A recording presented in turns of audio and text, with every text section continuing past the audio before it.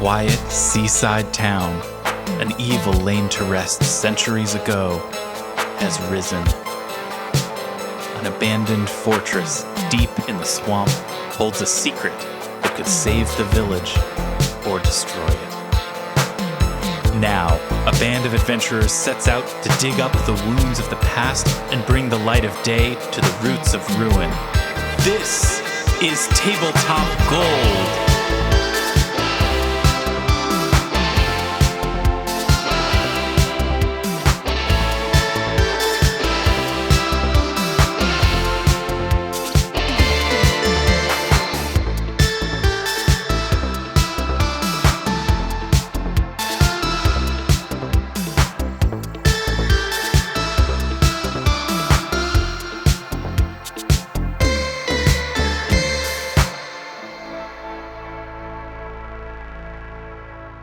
Hello, everybody, and welcome to Tabletop Gold, episode 197, climbing up close to that bicentennial. Well, good to see everybody. Wait, what did you say, Zoe? Help me out here. It's a prime number, right? Is 197 prime? Let's get the boys in the back working on that one. Is it? Yes. Yes. Okay, good. I'm Lars Casteen. Welcome to the show. I'm joined today, as always, by David the Tin Man Chernicoff. Good that time. Good that time. Zoe Chernicoff is here. Good prime time, am I right? Whoa. I don't know, but I believe yes. And our Matt Humphreys is here. Hello. Good this time. Good this time. And Robin Lange is here as well. You made that sound like it was something so special that I'm here. We also have Robin Lange. Yeah. Tonight's special special guest. Thank you for making me feel so welcome. Hello. Robin Lange. Hello. You know, there's actually a chance that I did that intentionally. Today, before we get into our game, we've got an exciting story of fortitude and trying hard and seeing if doing the same thing multiple times makes you better at doing it. We'll see. But before we get into that, the other week we were doing a recording for Band of Gold, one of our premium shows that we have on our Patreon, which you can find at patreon.com/tabletopgold. And we had a touch and go start time on the recording schedule because Robin's eyes suffered some sort of something bad happened. I don't know what it is. My eyes. Yeah, Robin, what happened to your eyes? Like, what? We didn't talk about it then because it was like too fresh. But what happened to your eyes? I talked about it then. Yeah. So basically, this was like 2 weeks ago, I guess, and I learned how freaking sensitive our eyes are, and also how much energy seeing takes. Like, I didn't realize this. So it wasn't the day of the recording. A couple days before the recording, I was out gardening, and in the stupidest, silliest way, I managed to injure my cornea with like a rubber Velcro part of the gardening gloves I was wearing. Where I went to I went to move my hair out of my face, and the part of the glove the Velcro part here just went straight into my eye as I did that. No. And I thought it was just dirt at first, right? So I'm washing my eyes out. I was like, okay, this is fine. I'll just blink for a long time and I'm going to try and finish gardening. And then after about like half an hour, I was like, oh no, I can't do this anymore. And I keep washing out and I go upstairs and I put in my eye drops and I take a Tylenol and I lie down and I pass out for like an hour and a half. And then I wake up and my eyes still freaking killing me. And Sorry, Robin, I don't mean to interrupt the story. Oh, no, please. You Lars, how this? do you tag one episode of a podcast as being rated like NC-17? Was it a trigger warning? The podcast tools for this are actually incredibly flexible, and I think I've got us covered. Yeah. Parental advisory. Upsetting personal injury. Oh, yeah. We're going to put this one on the dark web, I think, because that's going to work out. All right. That makes sense. Sorry, Brian. I just wanted to... For some reason, that was crossing my mind right then. Please continue. I was like, this is the stupidest thing I've ever done. I had no idea what to do. I was home alone. It was a Monday. And so I finally, my husband, he was in Massachusetts at the time, actually visiting his family. And he's like, I am making an appointment for you at the urgent care. I am calling you a lift because I couldn't drive. Sure. So, I think that, you the high on the list of things that I think you shouldn't have done in that Yep. circumstance. Yes, driving. Also, this is why Lyft exists, I think. It's like Yes. seniors, Mm-hmm. corneal Yeah. scratches, Yeah. yeah. Yeah. traveling without a drunk? car seat. That's pretty much the list. That's the whole thing. While you're playing Edward 40 Hands, because it can be super hard. Yes. Yes. Opening Robin, the door that would've- is that would have made difficult, such a more though, in interesting that moment scenario. at the urgent care. That's actually Zoe, how I scratched my cornea the last time I did it. Really? Did you No, do no, it, no, David? no, Have I'm you just scratched? joking. No. Okay. It's just very easy. Because I would have to- believed it. It's very easy to imagine. Robin, I want to hear what happened at the urgent care, but I need to backfill a Yeah. question. Please. What is the cornea? Like, So, okay. well, I didn't know at first. I was like, I don't know what I've done. All I know is it hurts, and I have too many other things going on in my life right now, Yeah. and I'm having a panic attack over this. Right. And so I'm trying with one eye to like research this, and so the cornea is the kind of, it's like the outer, from my understanding, it's the outer layer of the eye that like protects essentially the rest of the eye. So, like, your iris is not exposed to the air. The cornea is between your iris and the air. A barrier. Kind of, yeah. Interesting. So urgent care, Yes. great doctor, squirts something in my eye to confirm like what light she uses, some, some blue light, or not blue light, like turns the lights out and uses it. It was like a fluorescent drop that went in my eye, What? which I didn't realize that it was fluorescent until later Yes. when I kept dabbing. I kept dabbing at my eye with a tissue Yeah. and looking at it going, why is it bright yellow? Oh, I was. Yeah. Because she didn't tell me. And I was just like, am I crying bright yellow now? I get actually, Robin. I get those drops all the time because I have glaucoma and I get tested Yeah. for pressure constantly, and they use that drop to anesthetize your eye before they start donking it with the pressure reader. So It was, she put those drops in my eyes and I felt better almost immediately. I had no idea awesome. how much Awesome. pain Wow. like that can cause. Like, how are there nerves in this thing that's covering your eye? I thought I was going to lose my eye at one point. It hurt so much. That's wild. That And sounds like a then relief. Sounds like she a gave huge me- relief. Yeah, she gave me some antibiotic drops. I went home. I slept for a day. But then it was like I kept getting tired super easily for the next couple days as my eye was still healing. And even now, I think my other eye is like, they're not equally strong anymore. You're going to have superpowers. It's going to be awesome. You're going to be I think it's the partially opposite. Daredevil in one eye. But yeah, so we ended up having to actually end that recording because we usually did a double recording for that. And we had to end it early Yeah. because I couldn't look at a screen anymore. I was going to pass out. Yeah. Eyes, like, who knew that it took your brain and body that much energy to work your eyes? Yeah. It does feel like something that should be automatic. Like it's like if it's like if you had a car with a camera on the back of it looking out, like the rear view camera. You wouldn't imagine that camera uses up a lot of the gasoline that the car Yeah. is running on. But then I guess lo a and human body behold- is not a car, so the metaphor falls apart. Or then, It like, might be. the It camera might be. doesn't work as well. And so once it stops working as well, it takes extra energy to make it work. Yeah, All right, come with me on this. please. Yeah. Let's do We it. recently had an issue where we had a smart lock installed on one of the doors of our house. What is smart about the lock that's any different than like a pin pad?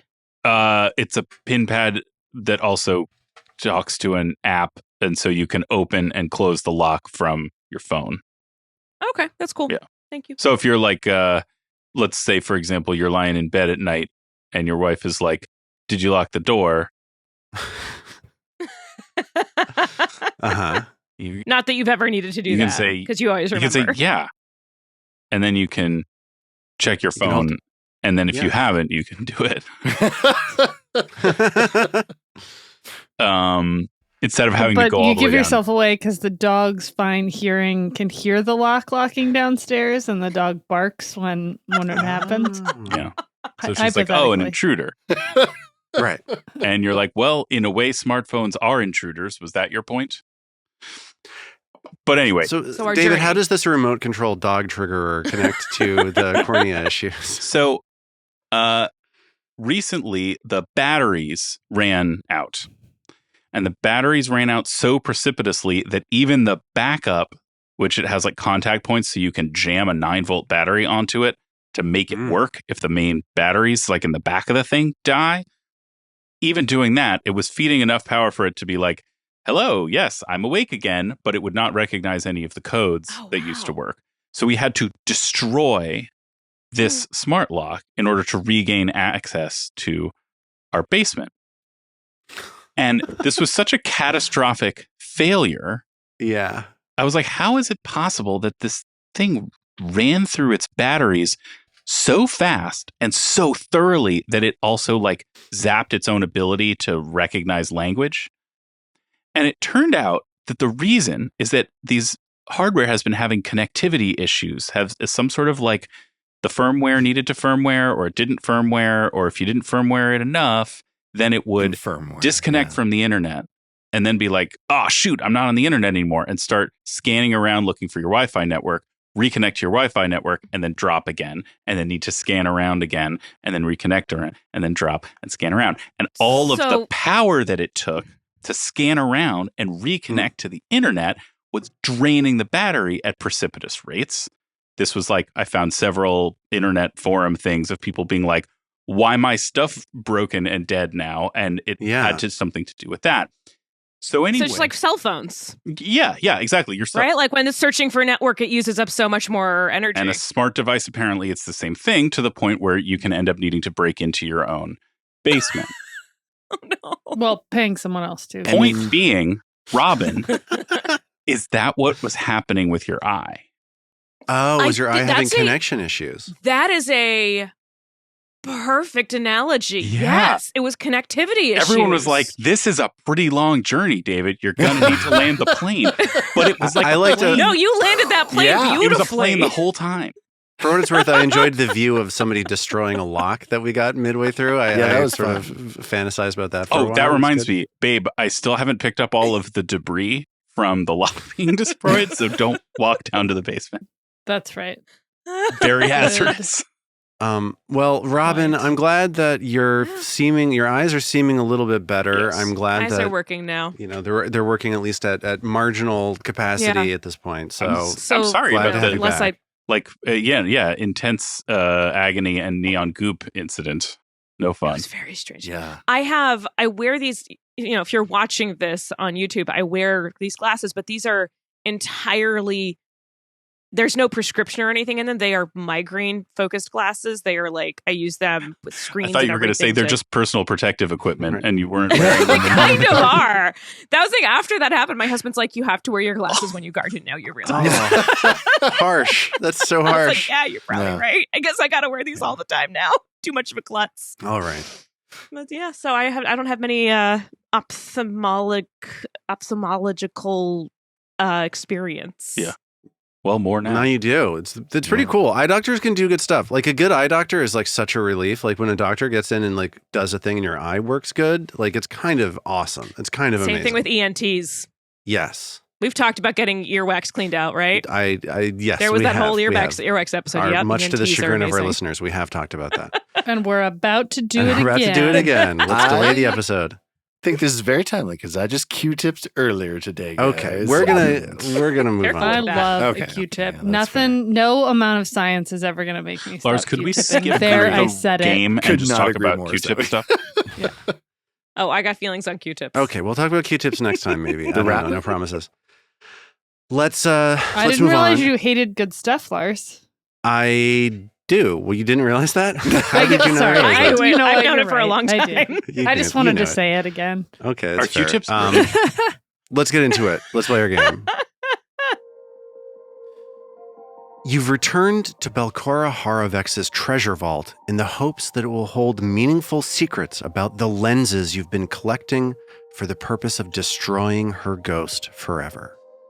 The last time you were here, you were quickly pushed back by the vault's defenses, and now you've returned because half of those defenses are gone. You are right now peering into the vault's antechamber, and you see two noteworthy objects. First, a clay effigy in the form of Belcora Harovex herself, and secondly, Mag's Earthbreaker. her signature weapon, which you left and is now glinting in the middle of the room's dusty floor. What about that one? Yeah, this was something. Thanks, Discord. Yeah, this was something that came up. To pull the curtain back slightly more than usual, we are like tighter to air right now than we have been at any point in the production of this show ever. We're live. So streaming. we're basically live Very streaming right now. nearly. We're actually in your home as you're hearing us right now on your car stereo. We're in your home Don't turn recording the show right now. around. Just like Hello. Robert The Blake backseat. in Us. Lost Highway. Here we are. And people flagged this. They were like, Mag didn't pick up the Earthbreaker. And it's like, you're absolutely right. She didn't pick up the Earthbreaker. So as the four of you are sort of squared up at the entrance to this treasure vault, you do see the Earthbreaker, this hammer with a with a broad hammer face on one side and a sharp pick on the other side. All kinds of things that have been done. Like, this weapon has gone through so much. It is in the middle of this floor, just sitting there, ready for the taking, but not in Mag's hand right now. What does that mean is in Mag's hand at the moment then? We'll say that she's holding her other large hammer, which is a +1 silver warhammer. Okay. +1 striking silver warhammer, which she originally forged to deal with the devils and has been just sort of like a backup. Yeah. Ever since. I got some other stuff here, but that's the best alternative. I'll take it. Another thing I want to mention before we get into this, you have just like bypassed this trap. There's a trap on the door that you've just gotten through.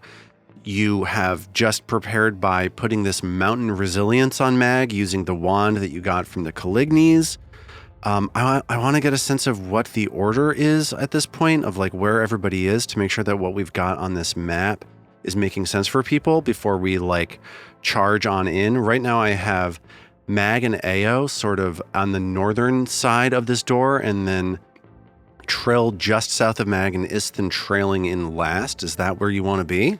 I think Iston would want to be next in after Mag is my Yeah. sense. I just know Trill was up there with AO, helping AO break the lock. It's true. Yeah. So maybe Trill might have moved back to let Istin in first. Very good. Keep the squishy ones towards the back. There's something that I want to say. Just as a fun little twist here. This is a monster you've seen before. Let's take a look at this monster right now. Let's get her. Yeah, let's remind ourselves what we Let's know about let's this remind before we go ourselves in. what we know about her. And I'll do you one better. Ooh, Yeah. some good. This is monster. a clay statue that is in the shape of Belcora Haravex as a monster. We've got the image up right now. If you want to take a look at it. You know that this monster is very, very resistant to physical attacks. You know that it's resistant to at least most types of magic. You saw it take some kind of cold damage. So you prepared with lots and lots of cold spells. But I'm going to give you one more. Once we roll initiative here, if anybody makes a successful recall knowledge, I am going to give you access to the stat block of this monster, to sort of tell the story of the four of you have seen this monster now enough times. You have enough familiarity with this monster now that you are starting to be able to predict what it might do next. So you're going to see all of its skills, all of its abilities, all of that kind of thing if you successfully recall knowledge. And you'll be able to use that to communicate maybe strategy in a way befitting the idea that we're facing here, which is that you have seen this creature a number of times now. This just Do you turned get what I'm into saying? a Dark Souls fight, basically. So are we all set to go? Do we want to take another crack at this clay effigy, which is lurking at the southern edge of a dust-filled antechamber leading into a number of potentially locked chambers within this treasure vault that Belcora Haravex holds potentially secrets about the inner workings of the lenses holding Nimbleot's power. Okay, just we all understand what we're doing here. Are we ready to go? Oh yeah, We're ready. As Isn't ready as it we're like- going to Gonna be. be. bouncing on the toes, the balls of his feet, and like, okay, I know it went really bad last time, but I'm just so excited. excited to fight this thing. I mean, it's going to be awesome. And as Isthin amps the group up, it's time to roll for initiative. Yeah. Roll for initiative. Hey, Lars. Yeah. Since Trill was just helping AO with unlocking the that door, could I use a thievery check instead of perception? Yeah, I'd say you and or Zoe both can if you want to. Cool, thank you. Oh, I did stealth. That's probably for the best. Let's see how everybody did on this initiative roll. I'll tell you right now that the clay effigy did very, very, very poorly. She rolled only a 5 on her die. Zoe, how did Ao do? Ao did pretty good, 32. She's feeling hidden. She's feeling ready. Okay, absolutely. And she will have a surprise attack here on this first round, as she will be able to get in first or get in at least before this monster is able to react. Armat, how did Isthin do? As he psychs the party up. Yeah, he's also pretty good. He got a 13 on the roll for 28, so pretty good for him. Fantastic. Ready to go. David, how did Mag do here? It's a 27 for Mag. Okay. And also Mag gets free rage here as she starts charging through the door to attack this creature. And Robin, how did Trill do on this? Trill also got a 28. And I think I recall that she could do a battle cry, but we learned last time that this thing is mindless, so battle cry won't have any effect. Yeah, let me just double check. Yes, this creature is immune to mental everything, so that's not going to do anything for you. Yeah. With that, let's get into the beginning of round 1 in this combat. The 4 of you are on this slick ledge leading into a dust-filled antechamber that is the entrance to Belcora Harvex's treasure vault. Ao is up first. Zoe, what do we think about for Ao here? Yeah, what do we think about for Ao here? You want to let Trill yeah, Courageous Anthem first? I think that's right. I think Ao's gonna hang out for a sec. Okay. Ao stands by waiting for Trill. It's Trill's turn. So Trill's She starts beatboxing. I feel like it's a little bit more. Somebody give she's me a getting beat, some please. spooky vibe. Wiki, wiki. That is quite spooky. That's the turntable scratch is the spookiest of all of the sound effects in my opinion. Halloween classic. Rattling chains and turntables. But like ethereal at the same time to kind of like gets everyone ready. So we're gonna lingering comp into that Courageous Anthem. Great.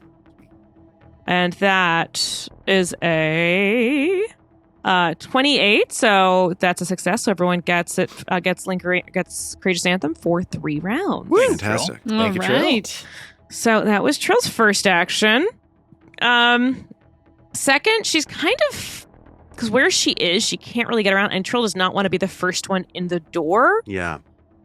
So I think what Trill's going to do is first off do a recall knowledge I think it's a little on tough our friend here. to do a recall knowledge on something you can't see. Although I have seen it before. You have seen it before.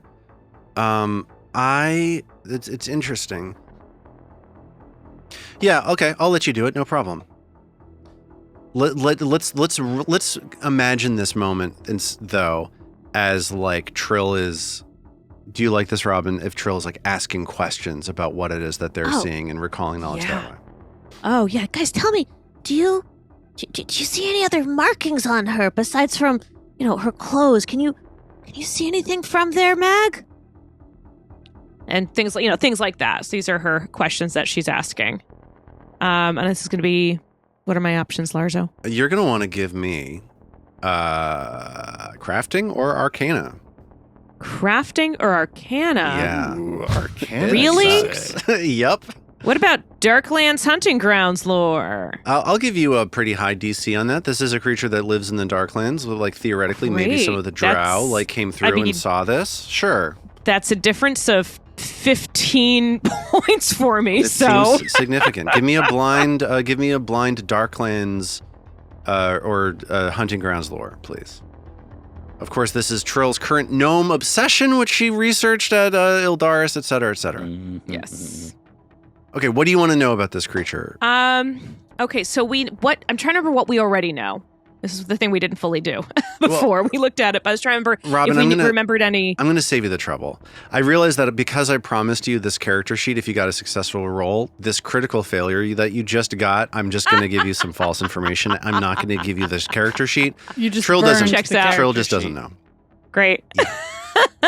Trill's got another action though. I'll tell you that much. I think for Trill's last action, then Yeah. to try and be useful, let's go ahead and. Is that touch or Is it is there touch? distance on it? One of my 30 feet. favorite Sade songs. Yes.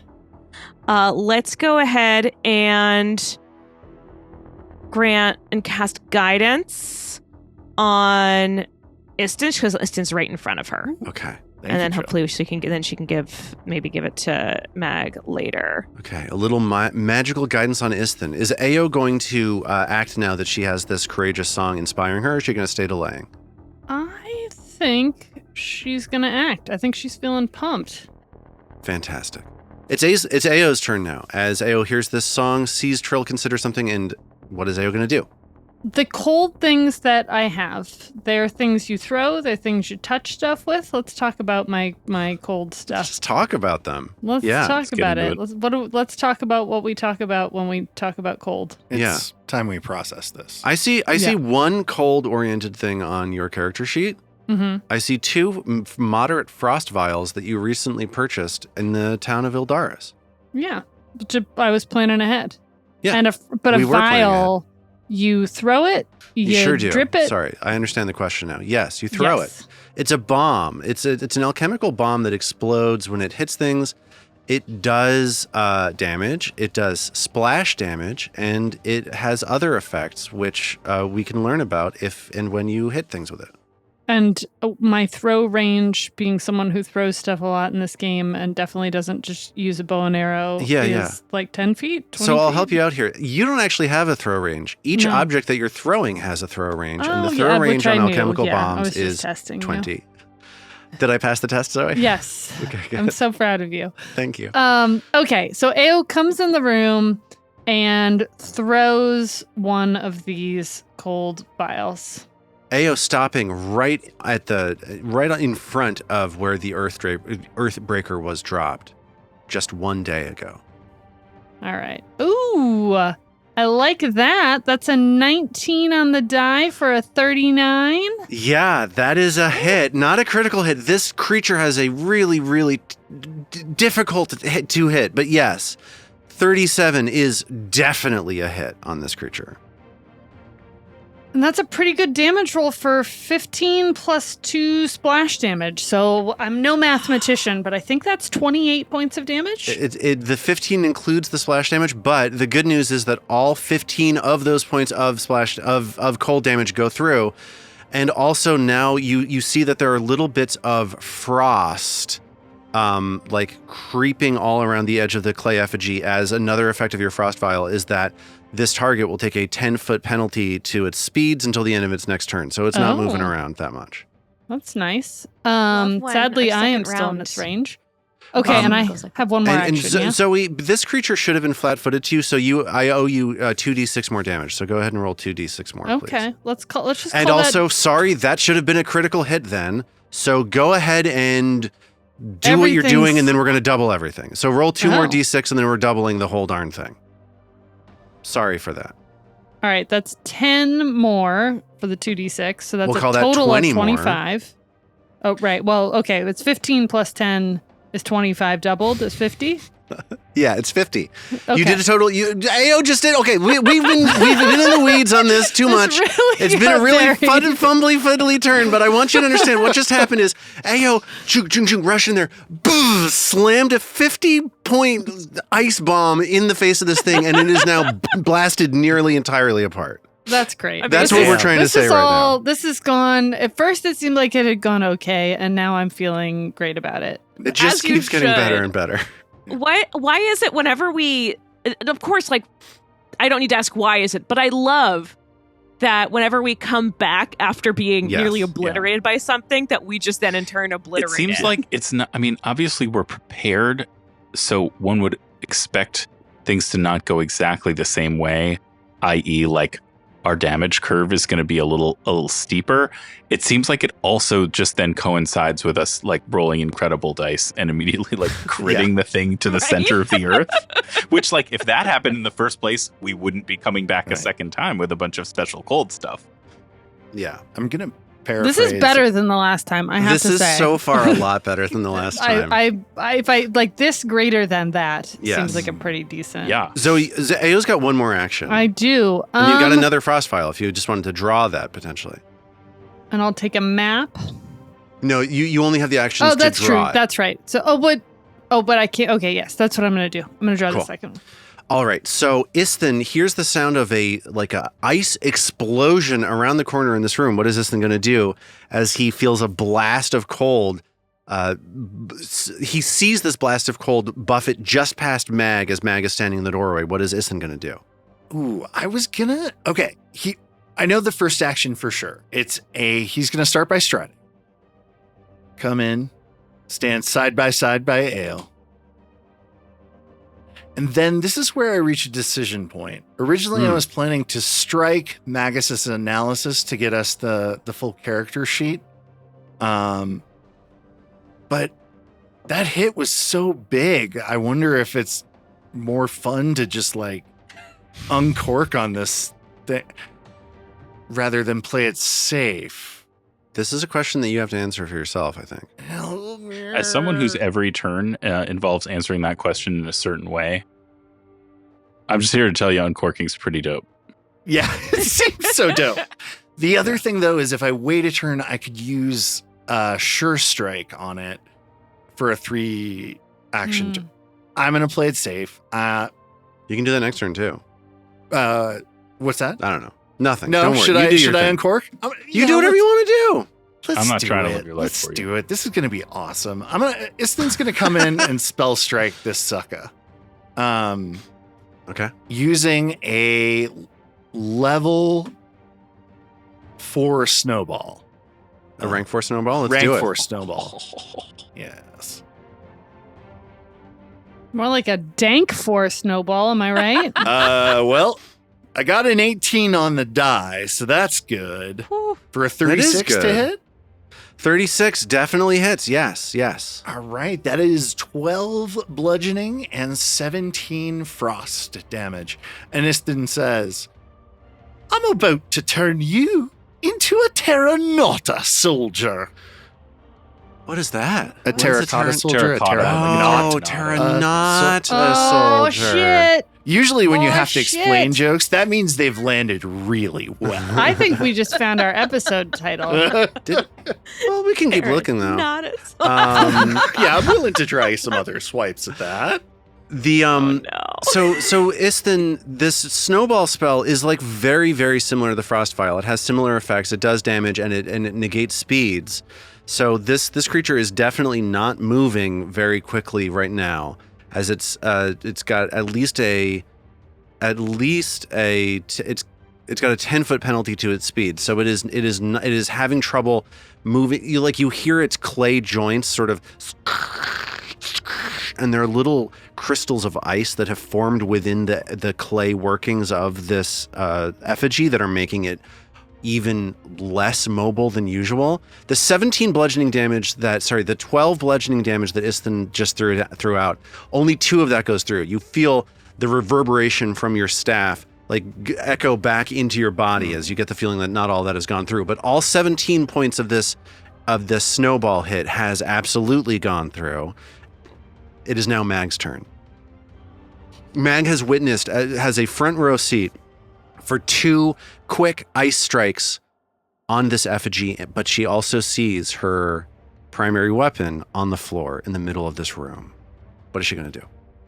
I want to reference a moment approximately 3 minutes ago where Armat was like, should I do something nuanced and layered that'll really make sense in the medium to long term? Or should I just Leroy Jenkins myself in and start hitting? Sure. Your guidance was very helpful there, by the way, at least in my dilemma. All right, Leroy Jenkins. Mag runs into the room and She's going to take up a position standing like on top of the Earthbreaker. She's at least mindful of the possibility of the effigy picking it up, which she doesn't want any part of. Yeah. But she's not going to take the time to grab it herself now, because that would make the turn less awesome. That would enable her to do slightly less. So she's going to sprint in to the same spot where she was unconscious, and then she's going to do a 2-action slam down with the silver warhammer that she's wielding. Interesting. And that that was close. It's only a 2 on the die. Yeah. Yeah, 21's probably not going to do it. Sparks echo, like rain across the room, ting, as the clay exterior of this effigy easily deflects the silver warhammer. Which I guess, and that's a 2-action strike. And so when the first one misses, it costs me the other action. Yeah, this thing is so tricky because you know that trip is gonna go because this creature doesn't have the reflex. Has terrible reflexes. Like getting that initial hit to land is so hard because it's so thick. Yeah. With 2, maybe even 3 C's is what we're talking about here. What? Whoa. It's episode, you said 197? I did say that. I believe that's technically dummy. I'll save the hero point. Brr. All right. Time for it to start mushing me into the ground again. But remember, you have magically enhanced skin because of Isthin's defensive magic. Yes. Thank you. It's the clay effigy's turn, and you hear the sound of clay against clay as the eyelids of the clay effigy go, and this light behind these clay eyelids starts shining into the room. Starts whining about its damaged cornea. Yes, it's like, why am I wearing glasses? It hurts. They're not even prescription. So this clay effigy, you hear like almost from like a little speaker on its back, you just hear the sound like, leave this place, and a jolt of energy blasts into the room, targeting, let's just say it's targeting all of you. Mm-hmm. And even Trill? She's outside? No, you're right, not Trill. I forgot that Trill was a coward and refused to engage with the game. Wow. Just kidding. She engaged with the game plenty, thank you. So how dare you? So all of you are subject to the nastiest looking roll of 8d6 I have ever seen in my life. Whoa. 36 points of damage with a will save associated with it. I'm not allowed to do that for another little bit of time as I enter a cooldown. So let's see how everybody did on this will save, starting with Isthin. Not super good. Isthin rolled a 6 for a 23, and unfortunately I don't have any hero points to change anything about that, so. Oh, These really? rolls are so squishy. Yeah. Okay, so what that means is that you're going to take the full 36 points of damage, and you also start taking 3d6 persistent damage as this spiritual energy attempts to drive your soul out of the room. Yes. But yeah, 36 straight up points of damage on this persistent damage. How is Mag doing on this save? Well, Lars. Yes. I rolled a 19. Yes. Which gives me a 33, and I have invested this ochre stone, which gives me an additional +2 bonus against emotion effects. Okay. So that is a 35 to save this one. I don't think this is an emotion effect. Okay. But, so it's a 33. It wouldn't have made a difference either way. It's a success. You're going to take half damage, and you take none of this persistent damage, which is good. Yeah. So Mag's going to take a total of 18 points of damage. How did Ao do on this one? Ao got a 30. Okay, same story as Mag. 18 points of damage, no persistent damage. So Ao and Mag both flinch back for a second as their spirits are driven out of here, but Isthin is hit much, much harder and is taking ongoing spiritual damage. Now, next up, this creature, after it yells, "Leave this place!" slams at Mag with a clay fist. That's a 28 to hit, a 4 on the die. Yeah, that'll hit. Mag takes a combination of spirit and bludgeoning damage equaling 22, but you're going to resist 5 of those as the magic of your mountain resilience starts to drain away. You have 1 fewer. The way that mountain resilience works is that you gain resist 5 every time you get hit, but every time you get hit, you lose a minute of the spell. So you're down to 29 minutes of the spell now rather than just 30. Do you get what I'm saying? I do. It seems like a good deal.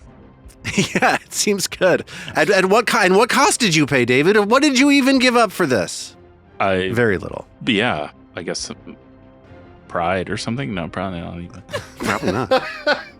It's the beginning of round 2, and Trill is standing on the slick, wet surface of a ledge outside of this antechamber. She is hearing the fight breaking out in the room inside. What is she going to do? You guys okay? Trill's gonna open her wig to reach in and Classic grab a move. frost vial. I love that wig so much. It's the greatest thing I've ever discovered in this game. Pretty good. As Marie Kondo might makes say, me so it definitely sparks joy. It sparks so much joy. You can actually customize it so that if you reach up toward it, a joy spark leaps off of it, Yeah. concealed within it.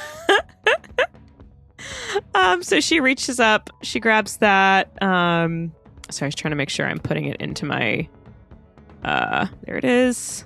And she's going to walk up into the room, down. So she's next to Iston. Yes, and you feel little like rivulets of ice on the ground as you crunch into the room. You can see that the ice magic has been flowing easily here. That was her second action. For her third action, she's going to go ahead and throw that frost vial. Okay. That was only a 23. That was a bad roll. Yeah, that's not going to do it. That misses. That's a waste. What a But shame. you get at least some splash damage. So why don't you roll the damage on this on this frost vial? Thank you. So that's going to be 2 points of 2 splash points damage. of splash damage, no problem. So this vial crunches on the floor in front of the clay effigy's feet, and it is now Ao's turn. What is Ao going to do? Ao's gonna throw a cold vial. Okay, throwing her final of 2 cold vials. All right. That is a 33 to hit. That's another hit. That's another easy hit. Absolutely. Not as good a damage roll there. 10 points. 10 points. Didn't But have. then if we do the ×5 multiplier, I'm entitled to, right? Probably It's going to double be that another a few times, 50. Yep. Oh yeah, no, I see what you mean. Because this creature isn't flat-footed this turn, you don't get the extra damage. You blah blah blah blah blah. But you are limiting their movement again, which is significant in ways that I am not going to articulate right now. But keeping this creature from moving, it turns out, you get the sense that it is struggling to move. It can't move, and maybe you're given some relief knowing that you're keeping it from doing what it wants to do anyway. And do we know That feels anything about its saves? Forgive me. You are guessing that it has a low reflex save. Yeah. That has been a Yeah. common guess. Is there like ice on the floor? Can I do like a TKP with cold damage? You specifically can't do that with TKP. TKP includes Right. like, you Right. can't just do that, but like in the language of the thing. But you can do it flavor style and it would be great. I don't know. Okay. Ao. Okay. In a moment of Elsa-like abandon, decide feeling sort of invigorated by her success against this thing as compared to last time. Does a TKP with the various shards around on the ground, trying to do what she wishes was cold damage, but will likely be piercing damage. Yes. She really let it go there.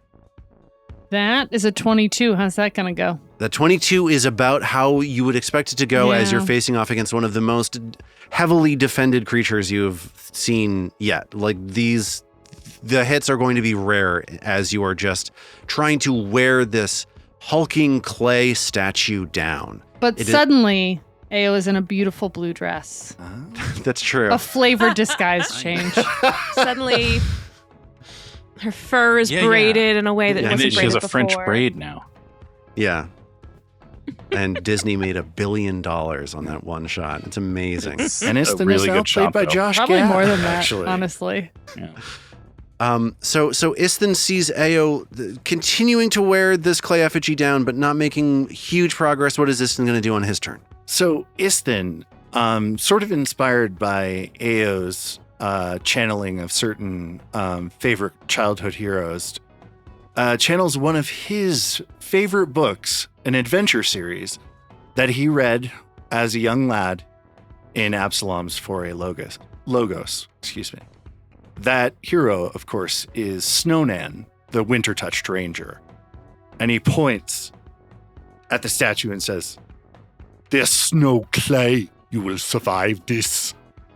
And he uses Sure Strike I quit. Okay, sure strike.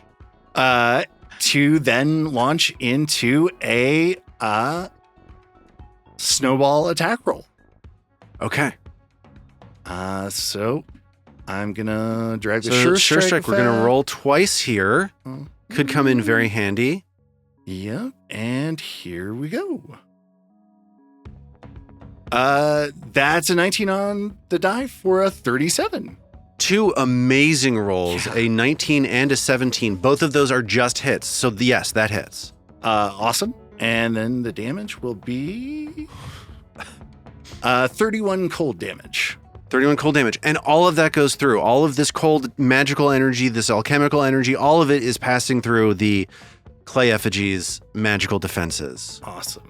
And So, I think you need to. I owe you some persistent damage, correct? yeah, please. That's at the end Do of the you? turn, right? I That's don't at the end have of it that's on that's me. right now, yeah.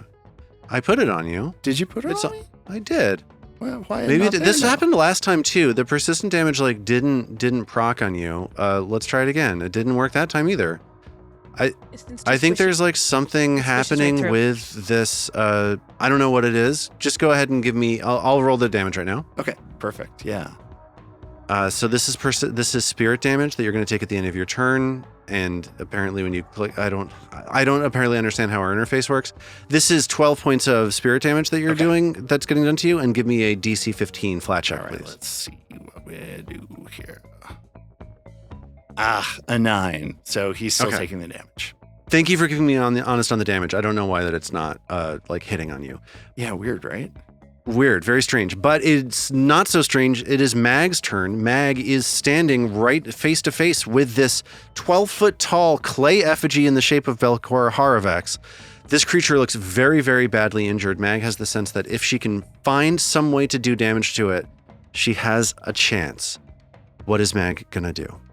Yeah, well, why bother with the Earthbreaker, I think. I'll just keep hitting with what I've got here.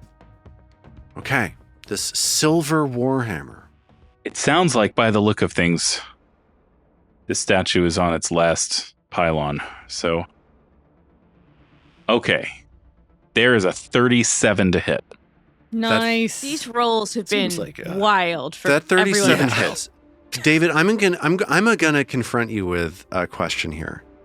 When you fly into a rage at the beginning of the encounter, right? Like you're barbarian, you have this free rage that you can fly into. Yeah.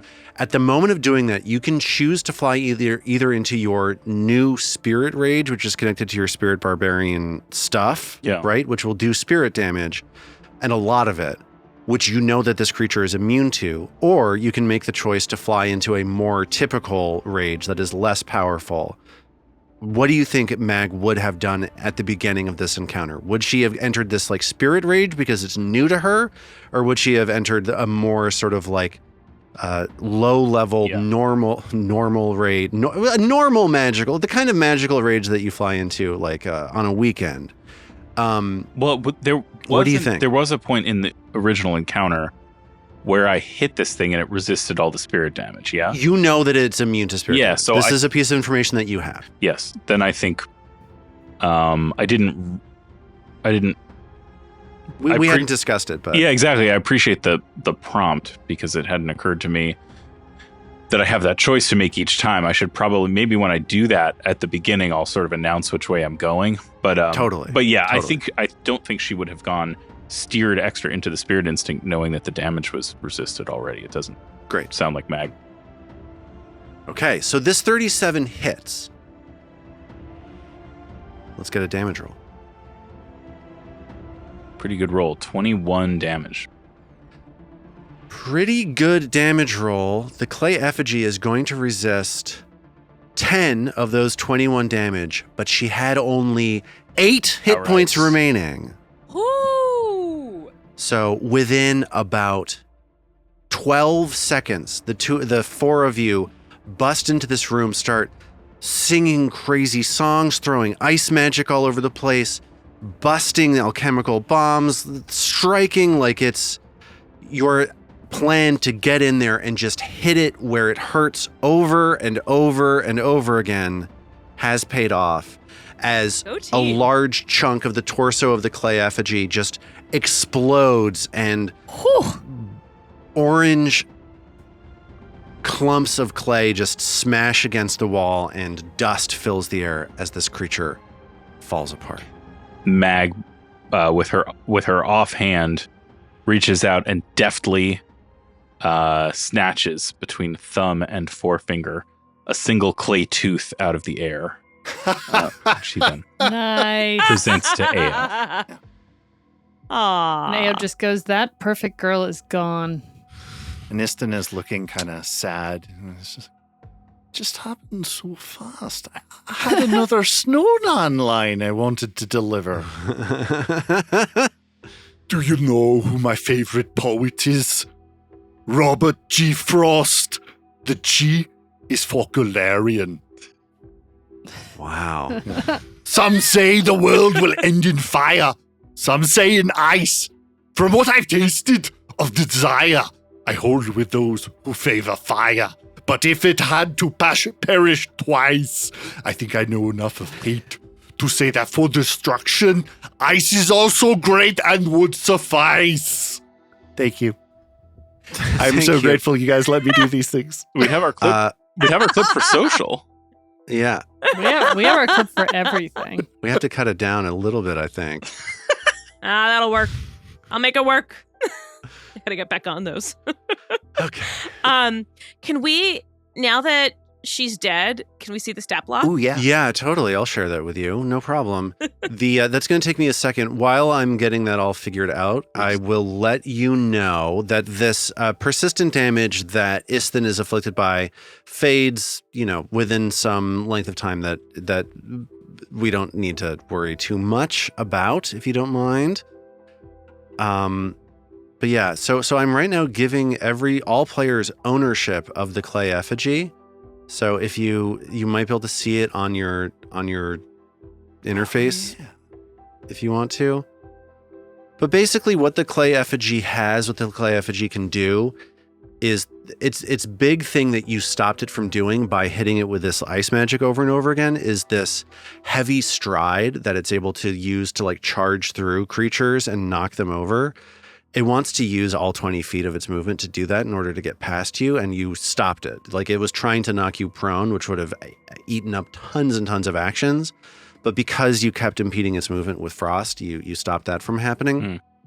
That's a lot of immunities, too. The immunities are ridiculous. Bleed, death effects, disease, doomed, drained, fatigued, healing, mental, non-lethal, paralyzed, poisoned, sickened, spirit, unconscious, vitality, void. I mean, it makes sense, but it sucks. Yeah, it sucks. And this creature is like the new version of the golems that have been in these kinds of games forever and ever and ever and ever and ever. This is a remaster specific monster that we added to this module, even though this module is like pre-remaster, just because I thought it might be more fun than the old version. That's up to you to decide if that worked out. I don't know. But anyway, this creature splinters apart and falls to the ground. And the four of you, once Istin's recital finishes, are in this dust-filled room. Mag is still standing above the Earthbreaker, and there are 3 doors leading deeper in, 2 of which you know are locked because you tested them with your mage hand yesterday, and one of them is open. So what does this scene look like as the four of you come to terms with having dispatched this enemy so quickly and maybe needing to do a little bit of healing? So I imagine Ao's maybe given Astin and Mag a little bit of healing. Trill would be... I mean, there's not Trill could see, I doubt there's anything really in this room, but maybe she's just checking to see if there's a secret door anywhere. Okay. Trill start searching? Got it. Ao's getting people healed, and then she's eager to maybe start looking for the information about the lenses as soon as she can get everyone. Okay. And so let's say it takes about... Yeah, go ahead. Lars, we had a set of keys that we recovered. Yes. I was going to say Trill was also then going to, after looking around, dive into the bag of holding for those keys. So I don't think we want to open any doors, but it seemed like contextually, it sort of seemed like that set of keys, which was on the Grave Knight, was like... Maybe we could at least, like, even if we're not opening the door, check the doors and see if these are the right keys. It seemed like it was like the custodian's keys for the school. Like it had a giant key ring on its belt with a bunch of keys, and here we are in the room, which is probably all of the doors for it. So yeah, exactly to Robin's point. If there's a way to like confirm that that's what these keys do without throwing open every door and needing to fight every baddie behind them. Yeah. So it's looking to me like about 20 minutes of healing for AO to get everybody up and running. Yeah. This was a very simple healing procedure. Surprisingly, that means quick, easy fight. Mag has about 10 more minutes of this mountain resilience on tap. And during some of those 20 minutes, Mag and Trill fish out Calido, this Grave Knight's keys from the bag of holding. The comparison that you're making, David, of like a janitor's keys feels correct. Like this is a heavy blackened ring with ancient looking black metal keys hanging off of it. But there are many, many, many of them. Like he was entrusted with the keys to many different doors, many different rooms. None of the keys look nicer than the rest of them. None of the keys seem like they are like the key, right? Do you get what I mean? But they all seem like they are of a piece with both his armor and also this area that you're exploring right now.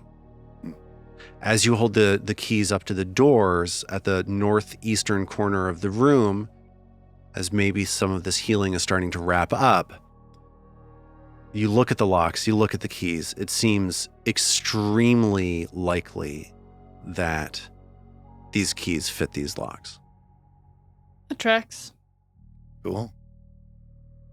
Trill doesn't find any secret doors. Trill, as she's searching around, does not find any secret doors here.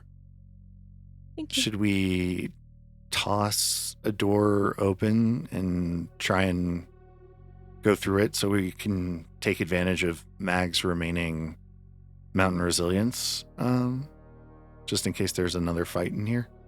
Yeah, let's go through the one that the Grave Knight came out of.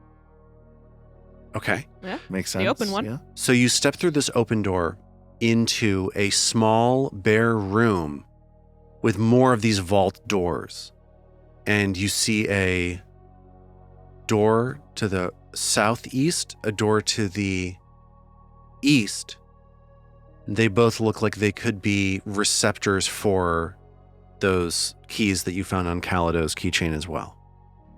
All right. So between these two rooms of the vault, you're looking at a total of 1, 2, 3, 4 different doors here. 2 in the first room, 2 in this room.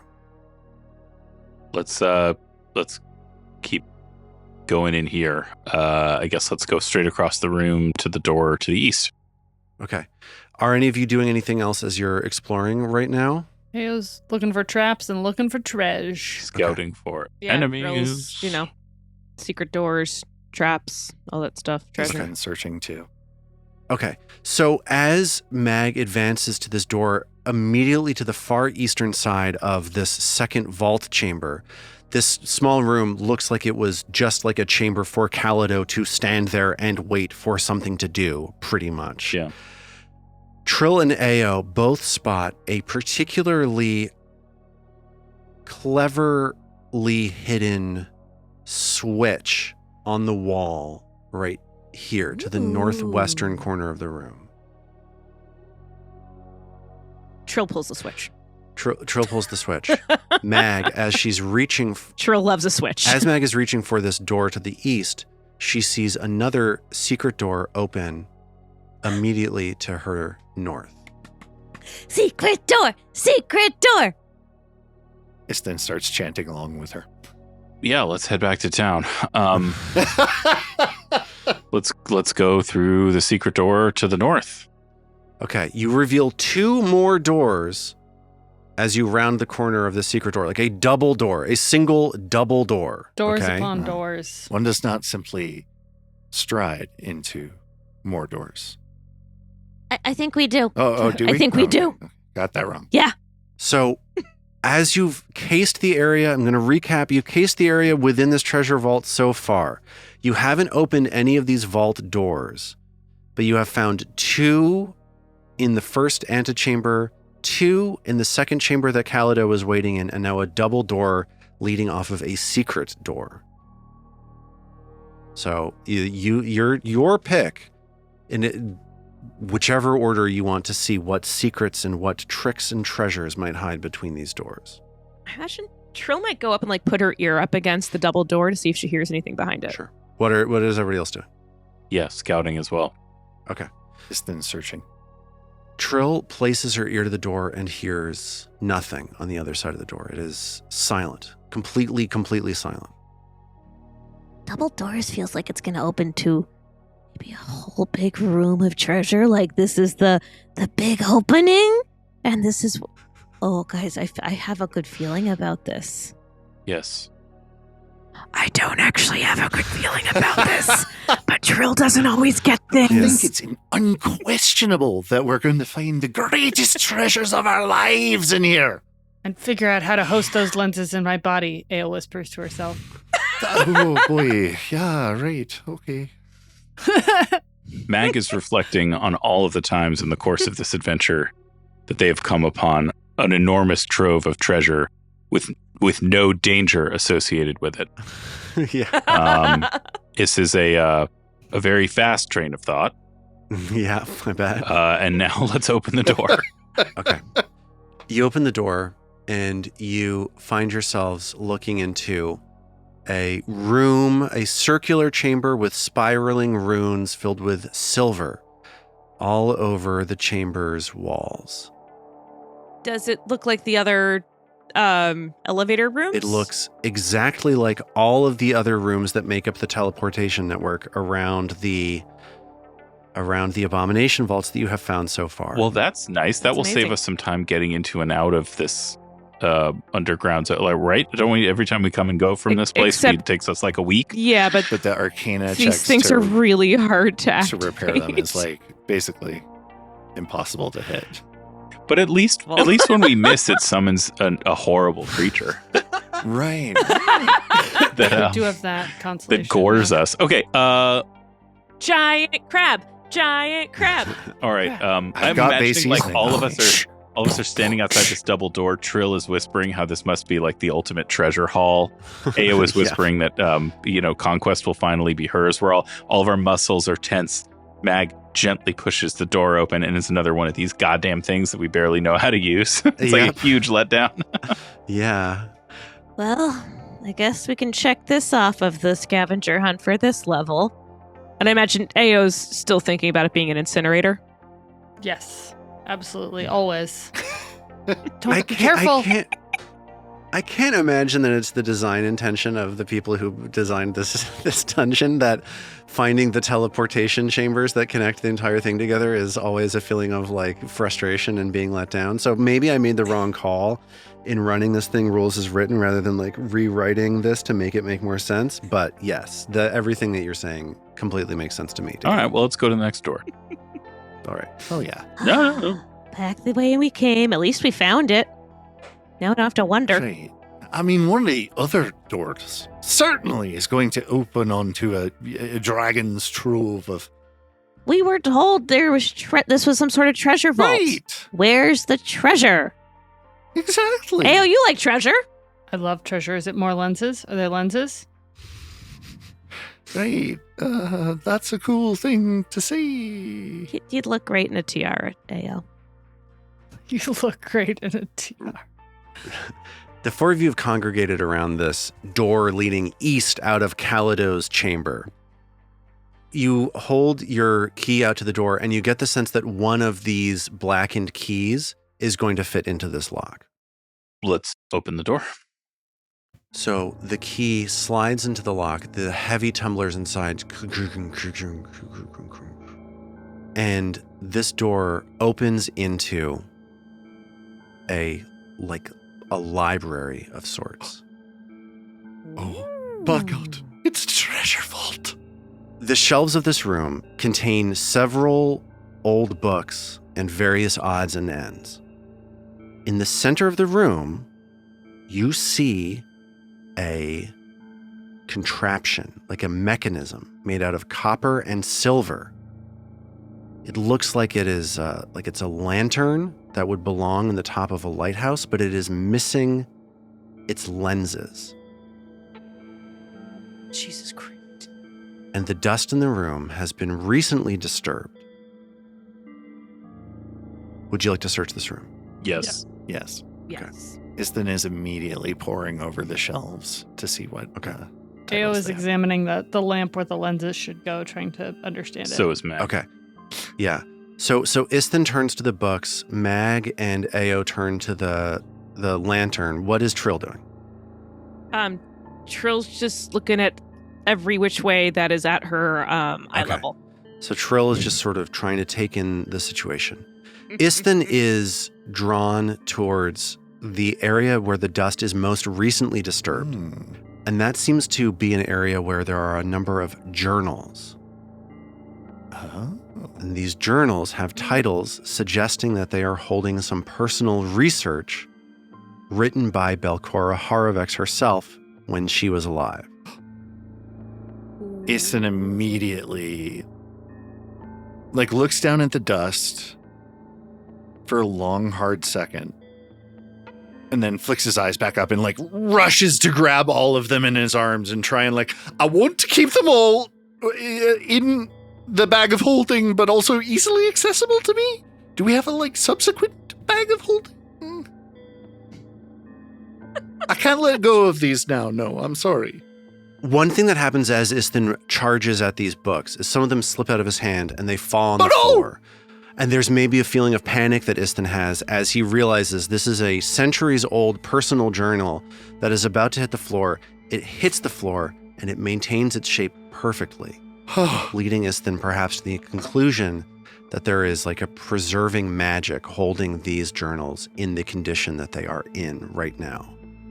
These books are ancient, but they are held together very well.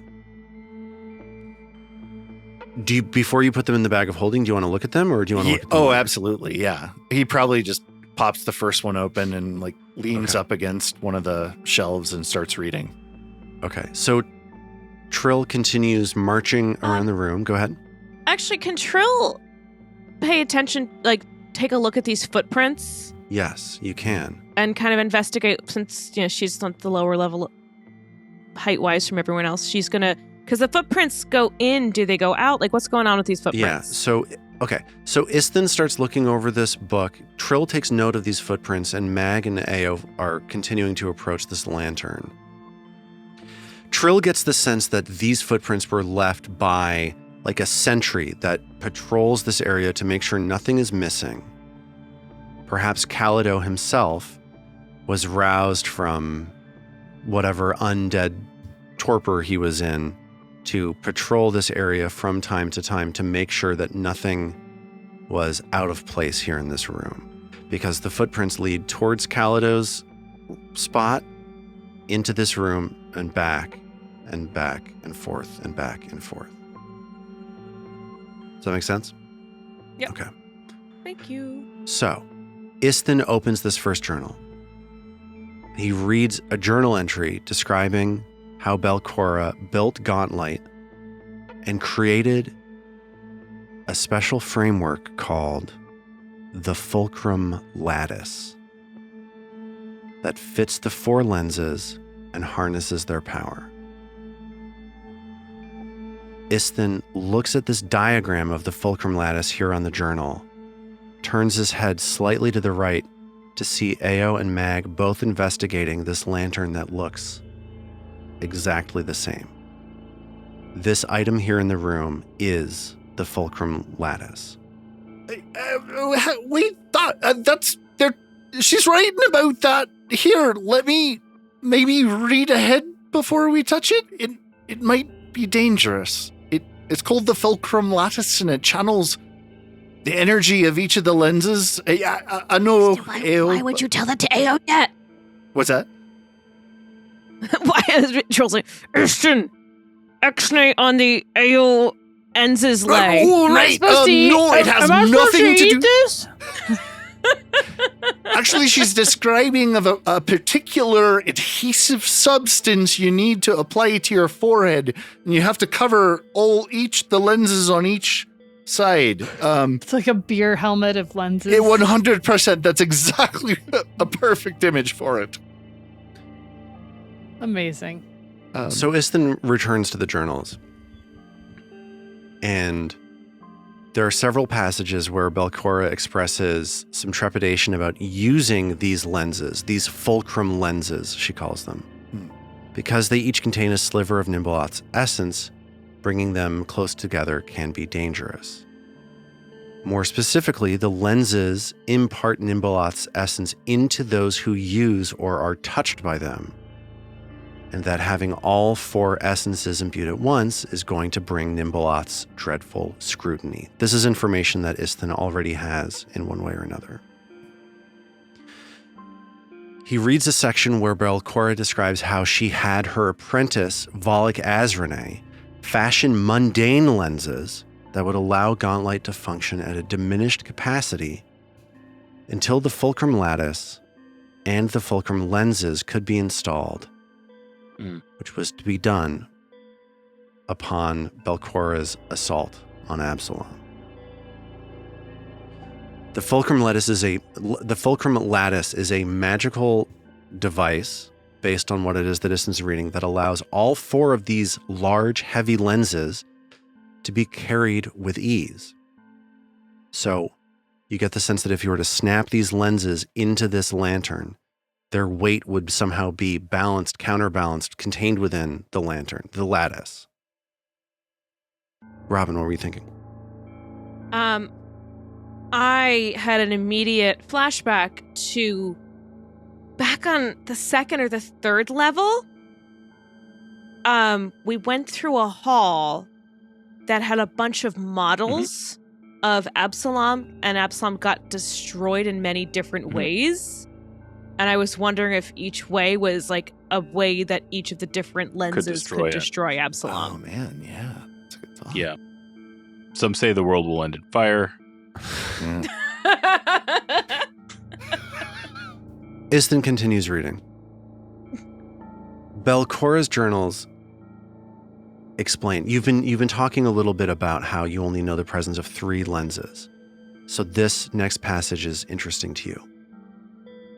Belcora herself, according to her journals, used only the ebon fulcrum lens in the empty vault at the bottom of Gauntlight's base. The empty vault, this is the point where Nimboloth touches our world, the place that's deep, deep, deep underground. So you get the sense that this is perhaps a sanctum that Belcora uses to connect with Nimboloth, but that she only ever uses the ebon lens there, which gives you a line on the 4th of these 4 lenses. The remaining lenses, this is information you already knew, she distributed to groups that she trusted but that disliked each other within the lower portions of the Abomination vaults. She gave the Emerald lens to the Erdeffins, the Ochre lens to the Drow, and the Crimson lens to her undead gnome minions. And that is what Isthin learns from Belcora Haravex's journals. As Ao and Mag approach what you now know is the fulcrum lattice, you notice that there are a few other things on this like dais here in front of you surrounding the fulcrum lattice. One of those things is a small signet ring bearing the symbol of a tentacle wrapped around a skull with a moss-filled mouth. The other one is a signet ring bearing the symbol... Oh, they're the same. Did I write the same thing? I did. It's 2 rings. It's 2 rings. It's 2 rings that each bear this same symbol, a tentacle wrapped around a skull with a moss-filled mouth. That's Nimbleoth. Which And one you- has more moss in it? The left one or the right one? The one on the left has more moss on it. You also notice that there is a key in the shape of a skull lying on this little table next to the fulcrum lattice. So as you look at this strange octagonal plinth, you see this lattice thing, this lantern, which you know something about, 2 rings and 1 skull-shaped key. Let's pick them up. Maybe the key is for the Ebon Vault or the Empty Vault, rather? I mean, we should definitely hold on to this key, I think. It looks pretty important. Yes, Mag picks it up and places it gently in the bag of holding, filed under P for pretty important seeming key. So you tuck this skull-shaped key in the bag of holding. These 2 rings both seem like they have some sort of magical energy associated with them, but you're not sure what that might be. Whereas this final object is, you know, for sure, the fulcrum lattice, and something that you can house all 4 of these lenses in at some point. Yeah, and we'll put that in the bag of holding as well. It's interesting. We've been perfectly fine to carry them around 1 each and invest them as we go and sort of enjoy their kind of like queer, emotional, and mechanical effects. Enjoy used loosely there, of course. Well, I don't mind a boost to my will saves, but this obviously gives you a way to bring them around with you without having to invest them and be kind of confronting those complexities. I'm also reading because Lars, because you put this into the you put the fulcrum lattice into the chat description, the chat, so it's got the full description. Reading through it, this thing's kind of awesome.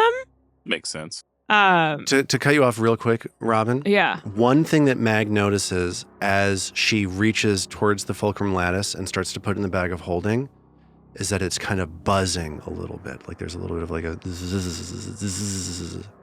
And as Mag moves it towards the bag of holding, as it gets closer and closer to the lens that Mag has on her person, it starts buzzing like audibly louder. Like it's like zzz, like it wants to be closer to this lens. It's like a magnet. Two opposite ends of a magnet kind of thing. Yeah. Robin, what jumps out at you on this fulcrum lattice description? So when you've got the lenses in it, first off, they're considered being in your hand for the purpose of using them. And when you make a melee spell attack, this is a little bit more, I guess, for Istin, with a lens in the fulcrum lattice, you use the highest melee spell attack modifier of any lens in the lattice. Or you can use your melee attack modifier with simple weapons if it's greater. So each of these lenses have their own like attack bonus. So basically what this is saying is you can use the bonus of the most powerful lenses to inject the least powerful lenses into Belcora's ghost at some point. Right. Or use your own simple weapons rating, which for Mag might well be higher. The fact that's for... Yeah. What is a melee spell attack? Like, what counts as that? There are certain spells that do melee spell damage, like ignition can be used as a... So that's definitely an Istin thing. What about like hitting things with a hammer? Would that Yeah, I think that one would work too, honestly. I think that the like Robin to Oh, because I saw the spell, so that's why I was focused on I think that. what this mess of rules means basically is there's an allowance for kind of any kind of character build to get some way of making this thing happen. That's If you're just if you're just a barbarian, you can just smash somebody with it. If you're a wizard, Just you a can use barbarian, your how dare wizard you. stuff with it. But you get what I'm saying. Yeah. Okay. Cool. So there are 2 rings left. Ao was asking which of these rings bearing the symbol of a tentacle wrapped around a skull with a moss-filled mouth. Which of those has more moss? Well, I'll tell you. It's this ring right here. And if you'd like to spend 10 minutes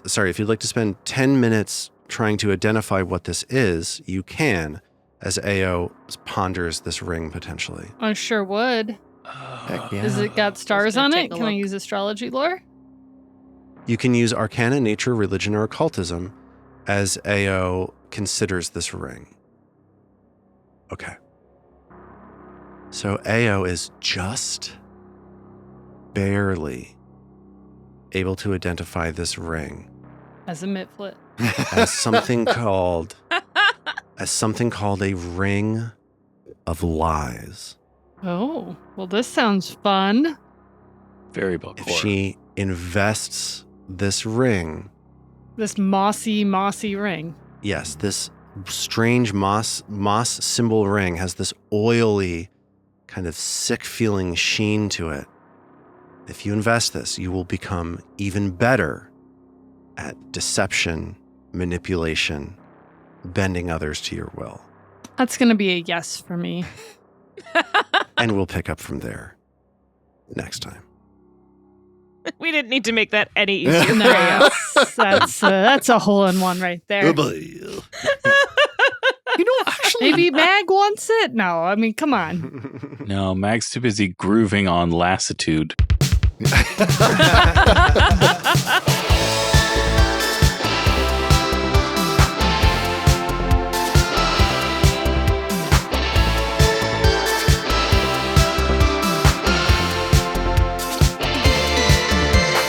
The Roots of Ruin is a Tabletop Gold production produced under the Paizo Incorporated fan content policy, using trademarks and copyrights owned by Paizo that are covered under that policy.